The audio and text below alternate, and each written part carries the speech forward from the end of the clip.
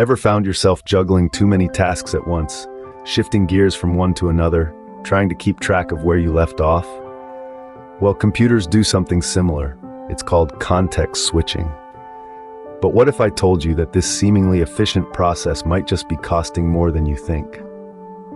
In computer science, context switching is the process where a computer saves the state or context of a process or thread so that it can be resumed later. This allows multiple processes to share a single central processing unit, or CPU. The CPU stores the context in a context frame, a data structure that holds the information needed to stop and restart a process. This includes information like the process state, the program counter, and the values in the registers. On the surface, context switching sounds like a powerful tool, and it is. It allows for multitasking, where multiple processes can share CPU resources, seemingly running at the same time. It also allows for the handling of interrupts, where a higher priority task can interrupt a lower priority one. This can be critical in real-time systems where certain tasks need to be performed immediately. But context switching isn't without its downsides. This constant saving and loading of contexts can be expensive in terms of CPU time, especially when it happens frequently. This is because the CPU has to do additional work, like managing memory and cache, which takes away from the time it could be executing processes.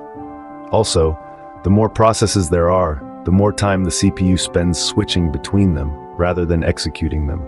This is known as the context switch overhead. Thread context switching can be done entirely independent of the operating system and is generally less expensive than process switching. Process switching involves getting the operating system in the loop, thus making it somewhat more costly. However, threads share the same address space, making them more prone to errors with no support from the operating system or hardware to protect threads from using each other's memory. Moreover, the cost of a context switch isn't just direct, like the actual switch and executing code of the handler. There are indirect costs as well, notably caused by messing up the cache. When a context switch occurs, the data in the cache related to the previous process becomes irrelevant, and the cache needs to be refilled with data relevant to the current process. This cache thrashing can negatively affect the performance of the system. In summary, context switching is a double-edged sword. On one hand, it allows for multitasking and handling of interrupts, making our systems efficient and responsive.